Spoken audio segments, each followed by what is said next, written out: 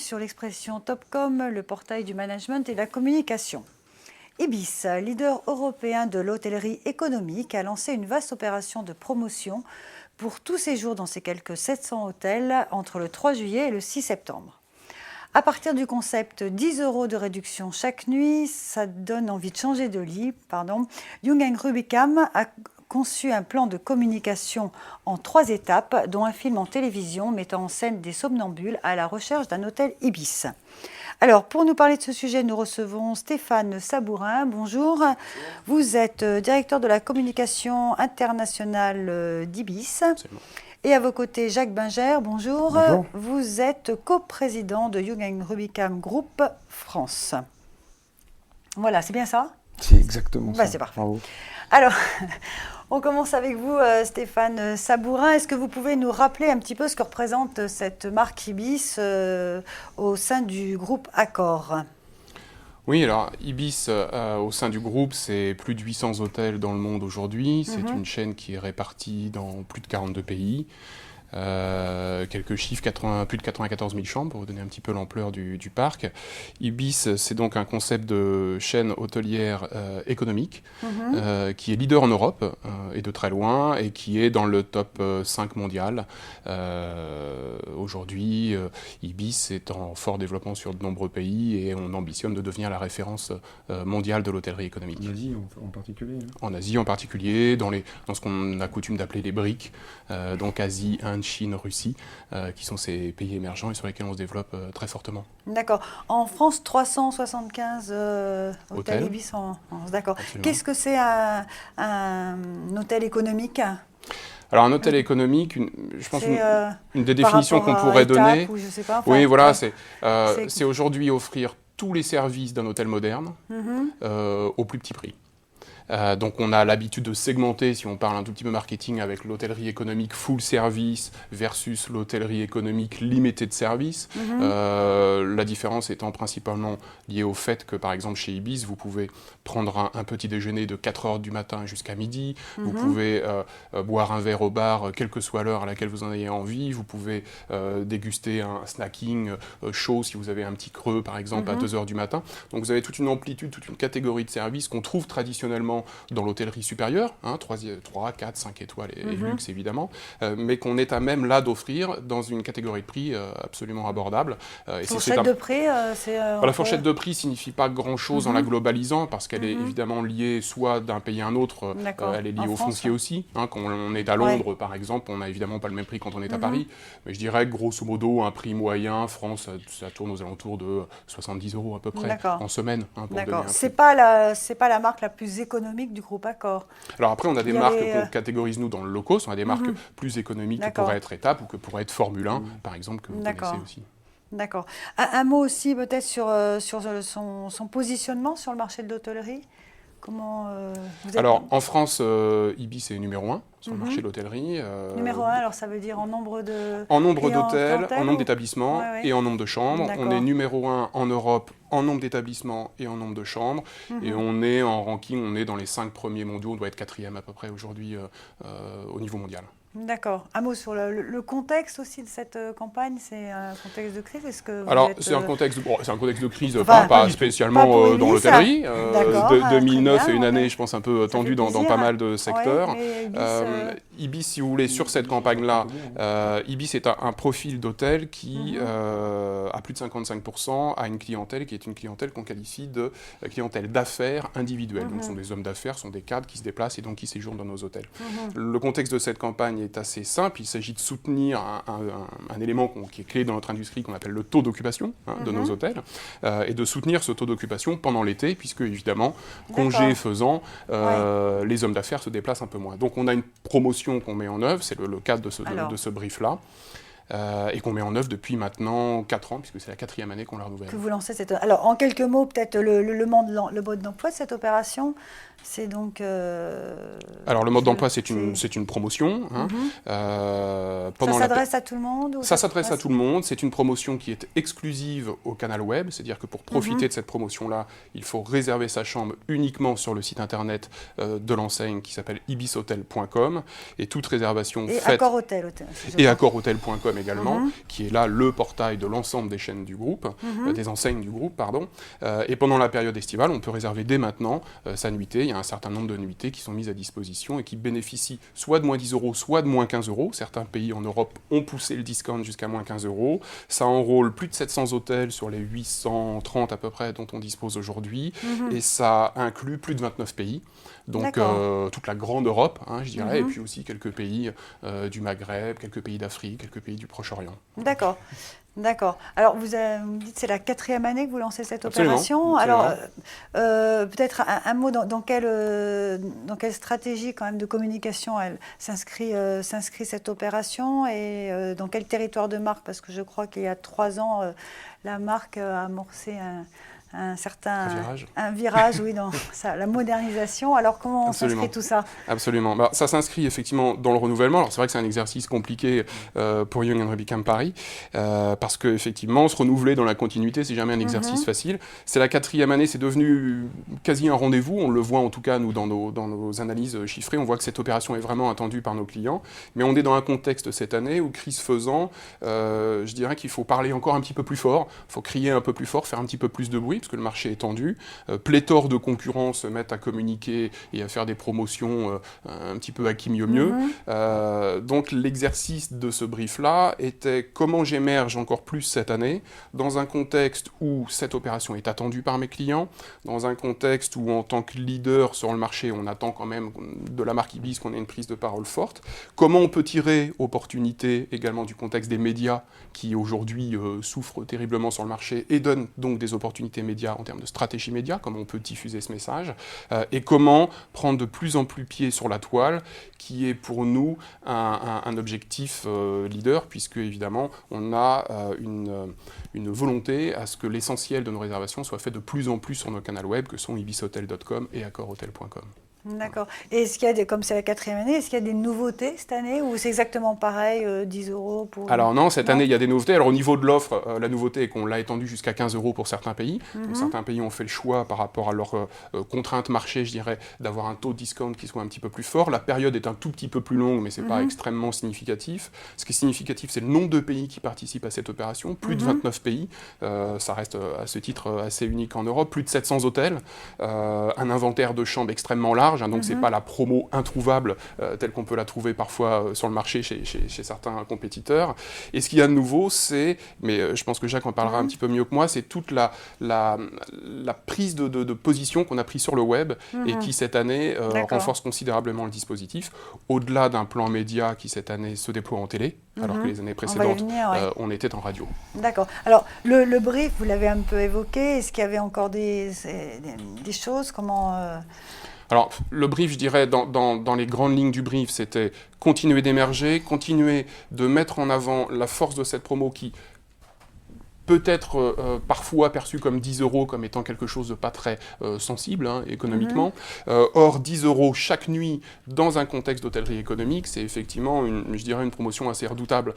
Quand vous avez parfois des chambres qui, le week-end, peuvent être aux alentours de 49 €, avoir une chambre à 39 €, du coup, les 10 € de discount qu'on opère à ce moment-là font que cette promo est vraiment quelque chose à volontiers. La première nuit ou si on reste cette nuit? Alors, c'est pour toutes les nuits. Vous restez cette nuit, c'est 7 fois 10 € ou 7 fois 15 €. Et donc, le travail de l'agence était de mettre aussi cet élément fort du brief, de faire que ces petits 10 €, dirais-je, qui peuvent paraître faits par rapport à des offres que font parfois des tours opérateurs. Quand vous avez La Réunion à 600 € avec un prix barré, vous avez 300, vous dites « Oh là là, grand Dieu, qu'est-ce qu'on m'offre ?» Là, la répétition était un élément clé et donc on voulait jouer sur l'irrésistibilité de cette offre, c'était un élément fort du brief. D'accord. Juste un dernier mot sur la cible, pardon. Donc là, c'est pas votre clientèle d'affaires. Absolument pas. Donc là, on cible une clientèle...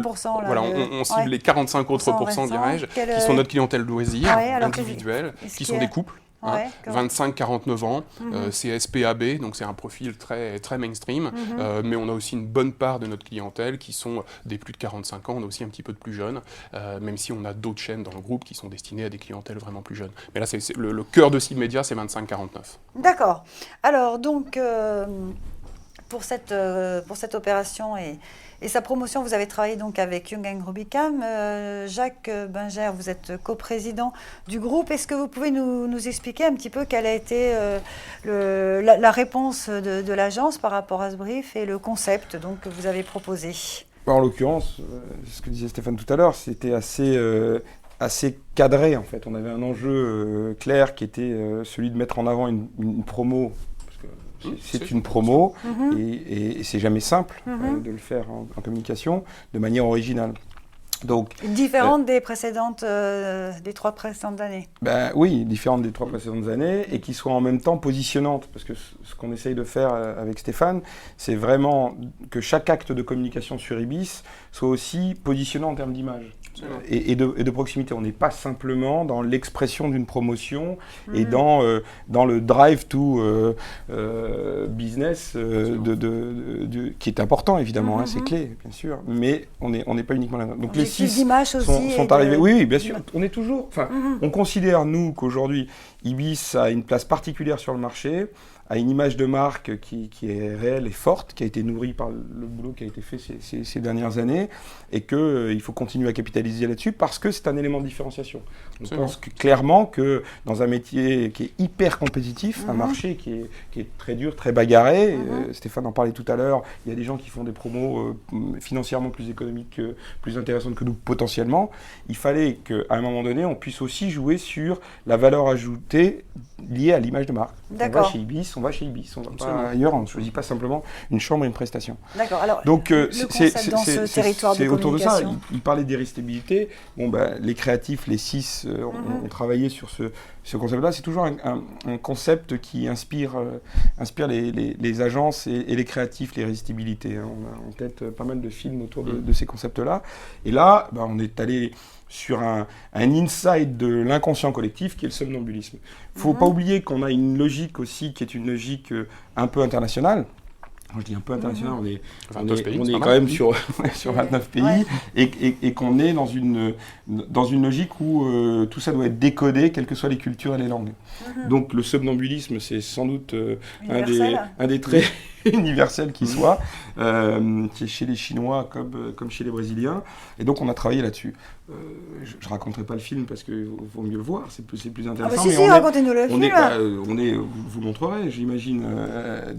Et puis de toute manière, j'espère bien que les gens l'auront vu à la télé, puisqu'il y a quand même un plan média qui est assez important, que ce soit en TNT, que ce soit sur le web, ou que ce soit. Et on est sur une. L'idée, c'est tellement irrésistible comme offre que vous allez avoir envie de changer de lit. Donc on voit des clients, on voit des clients qui convergent. En pyjama, parce que ça c'est important, puisque derrière on aura un dispositif aussi assez rigolo. Voilà, exactement. Donc on est autour de cette logique-là, parce que le pyjama c'est un code de la nuit, donc il fallait qu'on raconte cette histoire-là aussi, et ils convergent vers un Ibis. Donc en l'occurrence, Ramon Bloomberg nous a fait un film. Encore une fois, je pense qu'il faut le voir, et je vous conseille vivement d'aller le voir sur ibis.com. Ibis Hotel, oui, tu as raison. Mais en l'occurrence, c'est un film très poétique.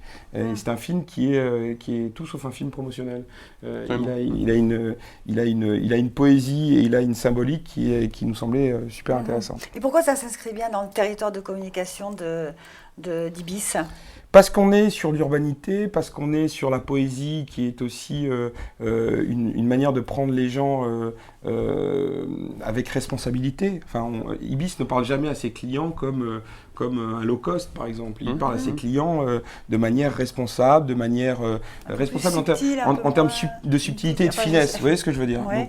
Donc ce sont ces codes-là qui nous intéressaient. On n'est pas dans du basique. D'accord.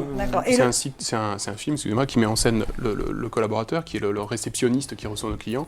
Et dans toute la communication Ibis, on a cette interaction client-personnel qui est une des forces de la marque, qui est reconnue dans tous nos équipes. D'ailleurs, dans les précédents films, c'était c'était aussi une constante. Et l'idée du pyjama, là, que vous allez décliner, on y vient, c'était pas le même, c'est la première fois que vous le lancez, c'est 2009, c'est pas du tout ce que vous aviez... Alors ça, c'est totalement neuf et c'est totalement lié au film donc, que nous a fait la Young et Raoul Bloomberg. On tire le fil de ce concept créatif qui était vraiment intéressant. L'année dernière, le concept, c'était sur quoi? L'année dernière, c'était un concept avec une valise qui s'agrandissait, donc absolument rien à voir, où on avait plus de vacances pour le même prix. Et là, on est vraiment sur quelque chose de beaucoup plus irrésistible. D'accord. Alors, le dispositif... on n'a d'ailleurs pas préparé notre vidéo, il faudra qu'on la fasse en pyjama. Il faut qu'on vienne en pyjama. Il faut qu'on vienne en pyjama. D'ailleurs, on a failli venir en pyjama, très sincèrement. Vous auriez dû, nous aurions apprécié. Pour filer la métaphore et tirer le fil.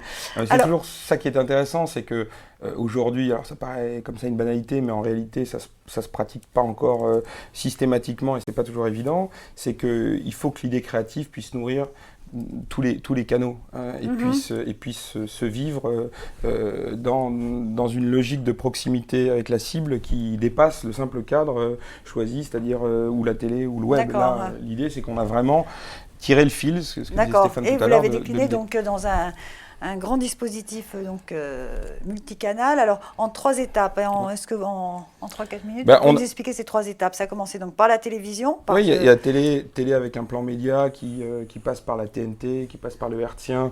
Le câble, le satellite, sont à l'image, sont à la télé aujourd'hui. Ouais. Ensuite, il y a évidemment le web avec des films qui sont sur un format un peu plus long, parce que le web nous permet ça. On est sur 42 secondes en web, alors qu'en télé, on est sur des 12 et des 20 secondes. Ensuite, il y a de la PLV et de la presse aussi. Alors là, on voit ces 2 somnambules, ces 2 personnages. Oui, ça reprend le visuel qui est tout à fait dans l'esprit du film. On retrouve des somnambules comme ça, irrésistiblement attirés par l'offre. On a de l'affichage aussi dans certains autres pays. Du web en vidéo banner, du web avec le film et du web en banner traditionnel, avec des campagnes de search aussi qui viennent renforcer le choix des destinations qui bénéficient de cette promo.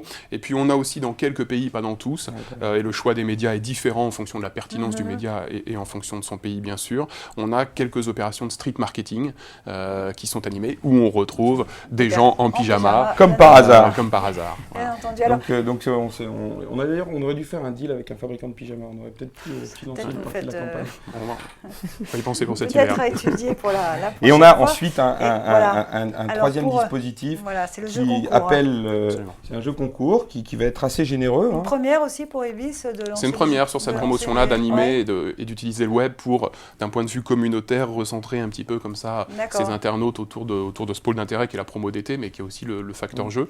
Une première qui a l'air de plutôt démarrer. Alors racontez-nous un peu qu'est-ce que c'est le concours. C'est simple, le site, ça s'appelle tousenpyjama.com. Donc, comme son nom l'indique, l'idée c'est de poster, de proposer à des communautés, à tous. Alors on l'anime aussi, puisque ça se fait pas tout seul. Il faut donner des idées aux gens et leur donner un peu à voir déjà. Oui, c'est-à-dire que toutes les vidéos qu'on peut déjà voir il y a des vidéos de l'agence aussi. Il y a des vidéos en tout cas qui ont été travaillées. On a Aïka qui a bossé sur ce dispositif-là pour, j'allais dire, ouvrir à des créatifs dans le monde entier et en France, et la capacité de répondre et de réfléchir à ce sujet-là. Donc ils ont commencé à poster des vidéos et derrière il y a des internautes qui vont, vous savez qu'aujourd'hui c'est un exercice de style qui passionne tous les internautes, il suffit d'aller sur YouTube pour s'en rendre compte, et donc l'idée c'est que les gens puissent poster des vidéos qui mettent en scène quelqu'un ou quelque chose, peu importe, c'est très très ouvert. Mais en tout cas, le pyjama et en pyjama. Donc ça peut être. La tenue de rigueur. Oui, je pense qu'on va avoir des choses. C'est drôle, j'ai déjà vu 2-3 trucs. Alors bon. D'accord. Et un jury, donc c'est un concours qui est ouvert depuis le. Que je ne dise pas, du 16 juillet au 13 août. Oui, ce sera sur juillet-août. Et on aura un jury qui se mettra en place avec un prix de 5 000 €. D'accord. Il est ouvert depuis juin et du 16 juillet, les gens votent. Les gens postent maintenant jusqu'au 16, jusqu'au 15 pour être exact. À partir du 16, le poste est fini. Et à partir du 15, le poste est fini. Le 16, on commence à voter. D'accord. Et vous l'avez ouvert à tout également? Absolument. À tous les... Absolument. Et donc la vidéo qui aura le plus de suffrages, évidemment, là, du coup, ça ne dépend plus de nous par la suite, gagnera toute une succession. Et on a promis qu'on la jouerait nous aussi en fonction de ce qui serait décidé. Donc on va se retrouver en pyjama, je pense. Alors en une minute, quels sont les critères qui feront que cette opération sera un succès pour Accor? Quels seraient les critères? Alors les critères. Je ne sais pas par rapport à l'année dernière quel était très simplement des critères de ROI déjà. Business. On est dans une promotion, donc le retour sur investissement de cette promotion est absolument... Un taux de remplissage plus concrètement, avec plaisir, si vous pouvez nous donner un chiffre. Alors je vous dévoilerai pas de chiffres, vous l'imaginez bien sur cette antenne. Mais bon, les critères, c'est évidemment l'amortissement des frais de campagne et le nombre de bookings, de réservations qu'on espère sur cette époque-là. Il faut qu'on maintienne nos taux de réservation qu'on a depuis tout le début de l'année, et jusqu'alors on l'avait réussi sur les périodes précédentes, donc l'objectif est à minima de faire ça, si ce n'est de faire mieux cette année, dans un contexte conjoncturel dont on sait par ailleurs qu'il est un petit peu plus délicat. Mais l'objectif de ROI est quelque chose qui drive toutes nos opérations promotionnelles. On est une hôtellerie économique, on est une hôtellerie de volume, donc il faut absolument qu'on atteigne les taux de remplissage qu'on s'est fixés. Voilà. Ça, ce sera le premier critère, que je ne vous donnerai pas, évidemment. Non, parce que quand même, il y a un petit peu d'audience, quand même, donc je ne vous le donnerai pas. Et puis, on a un objectif qu'on mesurera... 95%. 98, à la marge. Entre les deux. Et non, plus sérieusement, il y a un autre point qu'on jugera en fin d'année sur nos études d'image, cette fois, qui sont menées à l'interne par Accor sur des panels européens et même extra-européens. Et on verra, on essaiera de mesurer aussi en termes d'image l'impact de cette opération sur nos cibles. Mais plus sérieusement, de manière, ça, c'est effectivement un enjeu important, parce qu'on sait tous que c'est... là, on est sur le long terme. Aujourd'hui, il y a l'enjeu de business qui correspond au contexte. Et c'est vrai que Ibis est plutôt bien armé intrinsèquement. Son mix lui permet d'être bien armé dans le contexte. Après, les enjeux d'image sont extrêmement importants. Et ça, c'est une constante. Je le souligne parce que c'est assez original. On n'est pas uniquement dans une logique de business. Ibis est une grande marque et on se doit de la nourrir. Et c'est comme ça qu'on pense le faire. Très bien. Écoutez, on va terminer là-dessus. On peut en savoir plus donc sur Toutsenpyjama, c'est ça .com. Toutsenpyjama.com. Voilà, faire des petites vidéos. Allez chez Ibis. Ou sur ibishotel.com ou sur accorhotel.com. Voilà. On vous remercie beaucoup Stéphane Sabourin et Jacques Binger d'avoir accepté notre invitation. Merci.